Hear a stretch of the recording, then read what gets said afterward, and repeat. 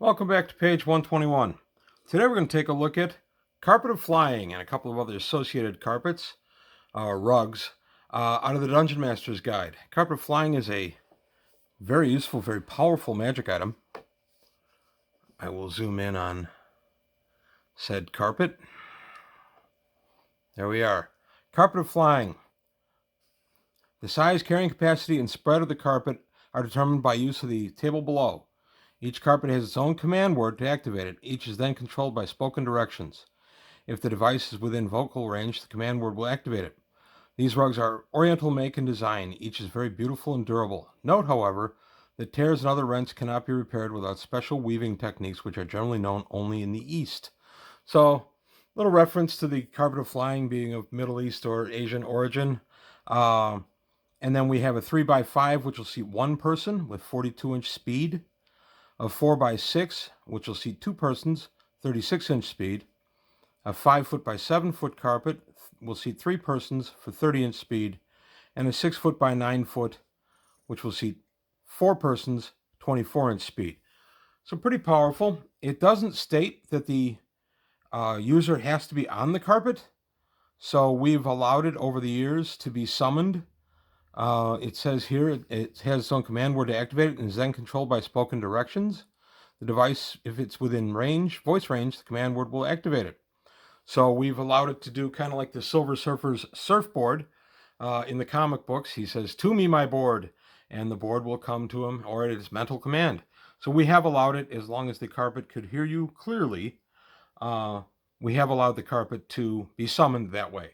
And the carpet itself is magic item that can be used by anybody and is worth a whopping, Carpet of Flying, 7,500 experience points. There she is on page 122. So right there, 7,500 experience points. Now the carpet is a very powerful item, and you've got to be careful giving these guys out. This can literally be a game changer for you. It extends your at least one player, if you get the one person capacity, 42-inch speed. It extends their range tremendously.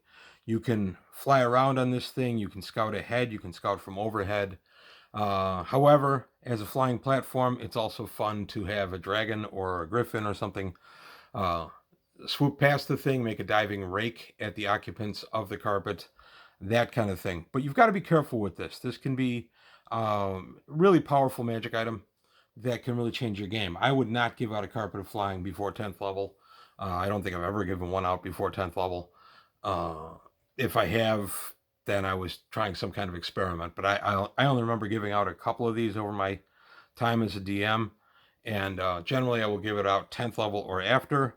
I've encountered many of these as a DM from other DMs who had given players carpets a little earlier than that. I find it very difficult to deal with as a DM. It gives too much mobility, too much versatility to the group. That's a bad thing, but I like to limit that at lower levels. Now, I said we'd be talking about other rugs. We are.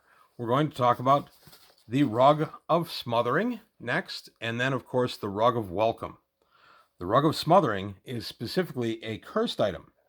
This finely woven carpet resembles a carpet of flying and will give off magical radiations if detected for. The character seating herself upon giving a command will be surprised, however, as the Rug of Smothering will tightly roll itself around that individual and suffocate him or her in 3 to 6 rounds. The rug cannot be physically prevented from so wrapping itself, and the rug can be prevented from smothering its victim only by casting any one of these spells: Alter Reality, Animate Object, Hold Plant, or Wish. I would also allow a limited wish to work there. That is really powerful. I love the idea of a hold plant, holding it, since the carpet is most likely made of some type of plant. I thought that's a nice touch. I would add limited wish to that list, but again, that's pretty fast time for a character to die. So that's almost a guaranteed instant kill, in my opinion. But then we get to the Rug of Welcome. And this guy I really like, and I have given out a few of these over the years. Again, 10th level or higher, especially for this one. A Rug of Welcome. A rug of this type appears exactly the same as a carpet of flying and performs the functions of one, a 6 foot by 9 foot size, the biggest one, so it can seat and fly 4 people.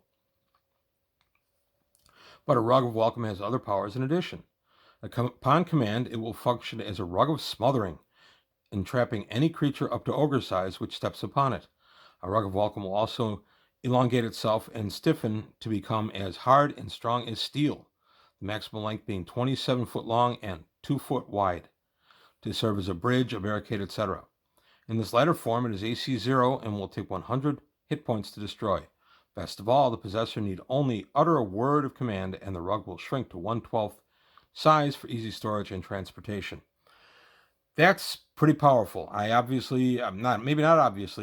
allow the rug to fly when it's been turned into its bridge form or its barricade form. I say that power eliminates the flight.